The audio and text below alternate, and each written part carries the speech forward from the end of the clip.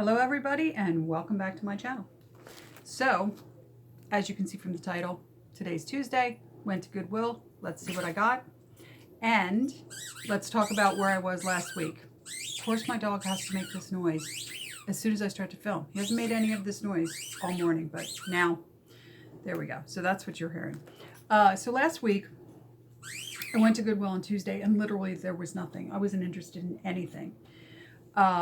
And then I went back Saturday and I actually found some patterns. So I'm going to show you those patterns today. Now, the reason I didn't make a video about these patterns last week is I had a problem last week.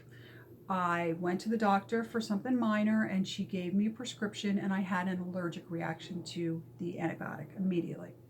So I had to call out from work and I had to go, she called in a new prescription. It was this whole like drama, right? And I really just didn't feel well all weekend. So that's where I've been.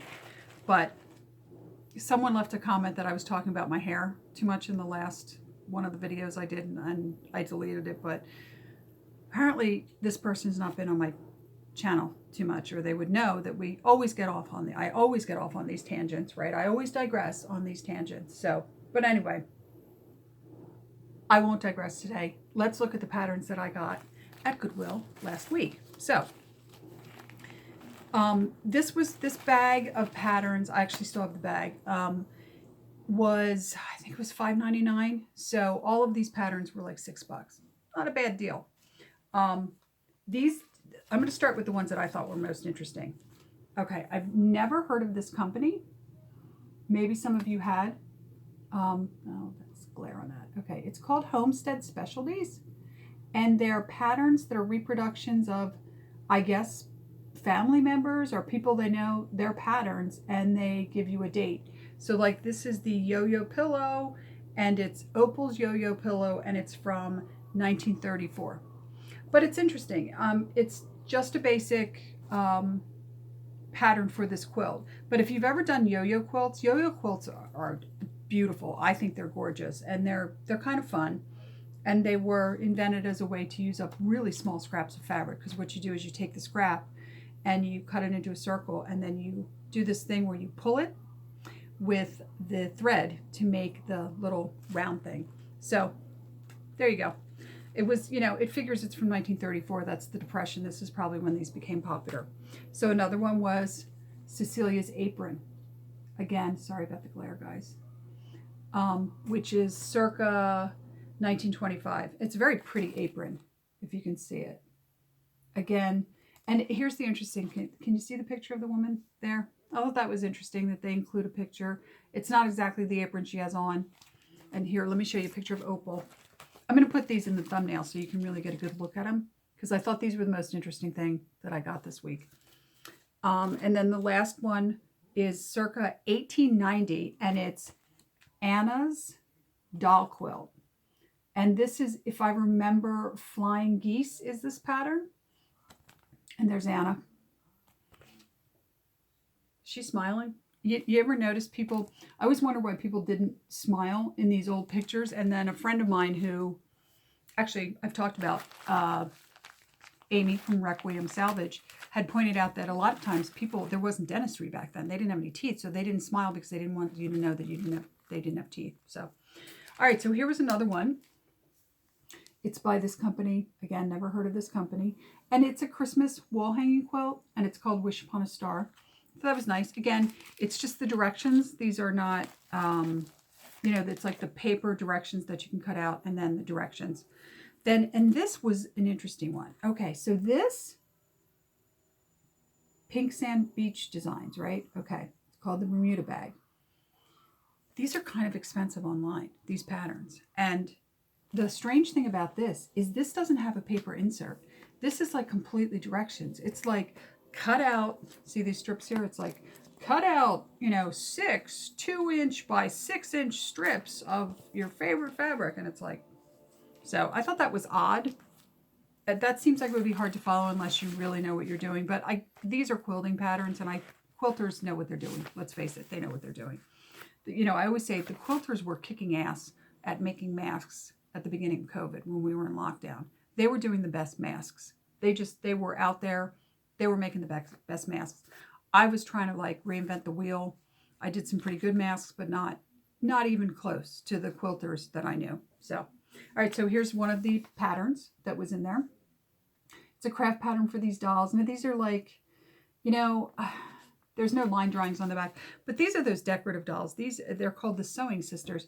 These are those decorative dolls. They're not actual dolls for little girls to play with, which I don't know. And that one was uncut and factory folded. There was this, which I thought was really interesting. I actually put this one up online because it's kind of costumey, and I thought it might, be something that people were interested in for Halloween. But it's much more history bounding, right? It's a Victorian caplet, shrug, whatever. This was in there. You can see this one had the price on it because I had to rip the price off. That's So Raven. Wow, right? Now, the interesting thing about this is girls plus size. So it's an interesting, it's 6.5 to 14.5, which is a strange measurement, but I just realized it's actually getting darker as I'm filming. This pattern was in there, and unfortunately it's cut, but only this view was cut. Or, I'm sorry, it was this view. This view was cut, and they did a very good job. They really preserved it, and it's just evening shrugs and shawls and whatever else you want to call it. So that was it from that haul. Now, today when I went in, I found 2 patterns. And since we're going into the Christmas season, as soon as Halloween's over, not Thanksgiving, Halloween, all the costumes will go back to normal price. And then everything Christmas related, everything holiday related, even Thanksgiving related, I'm going to discount by 10%. So while I was there, I saw this pattern, this one here. And you notice I already put it in a bag because it's falling apart.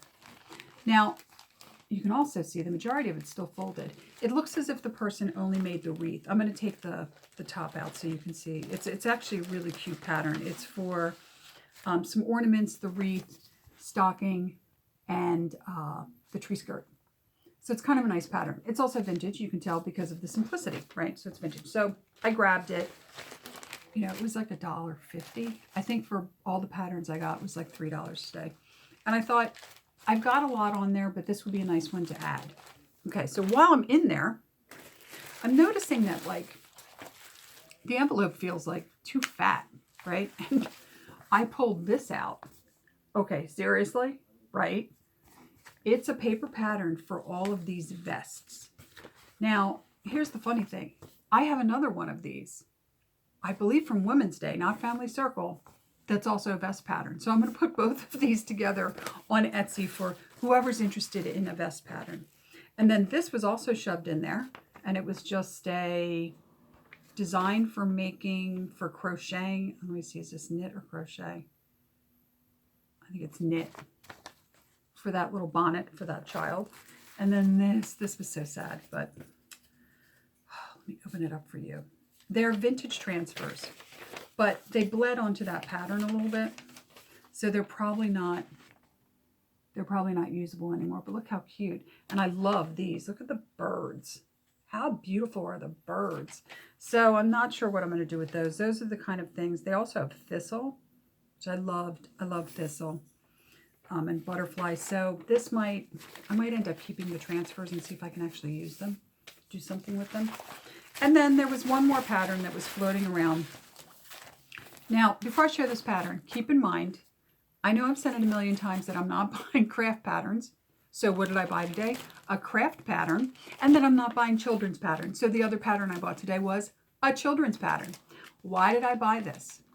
There is a small minority of people that buy from Etsy that love Berta. In fact, there's a small minority of women who sew that love Berta. I like Berta. The thing about Berta is you have to adjust your seam allowances. Well, not seam allowances. You have to adjust. When you cut a garment with Berta, they are not including where you're going to sew, which for some people is great because I was taught to sew on the edge of your fabric, not necessarily at the 5/8. So for some people it works. This is also super vintage. It's like from the 80s. And, It's never been used. I'll show it to you. It's like, I had to actually put it in a different package. Somebody had just shrink wrapped it, and I knew it wasn't the original package, so, but you can see, uncut, factory folded. Here's the back of it. You can see the line drawing right there. So there is a certain minority of people who love Berta, and you know, this is from the 80s, and quite honestly, it's a pretty good pattern for babies because it's all of this stuff.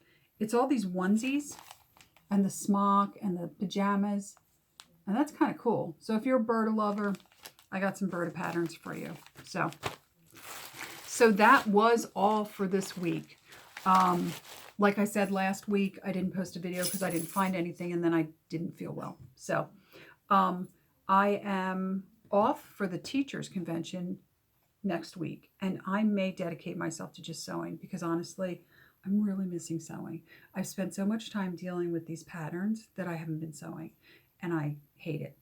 I have so much fabric sitting over there that I want to, you know, for those of you that sew, when you get the fabric, like, and then you have the pattern for it, you just want to dive in, and it's really hard to complete the stuff you're already working on because you automatically want to start that new project.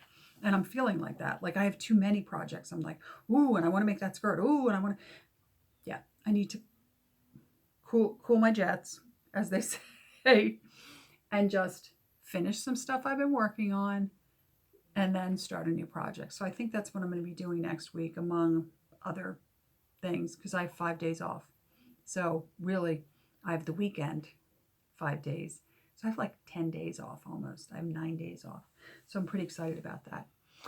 So until the next video, which we may or may not talk about the bus driver shortage, because I'm so tired of hearing people that don't drive a bus say that the reason there's a bus driver shortage is because people are getting so much money in their unemployment. And I'm like, that ended. And the bus driver shortage, by the way, guys, has been heading our way for like 5 years. Because when I started driving, which was 4 years ago, they were already desperate for bus drivers. They were already like offering signing bonuses and all kinds of stuff because they were already desperate. So anyway, we might talk about that in the next video. But until the next video, I hope you're doing well. I hope you're staying well.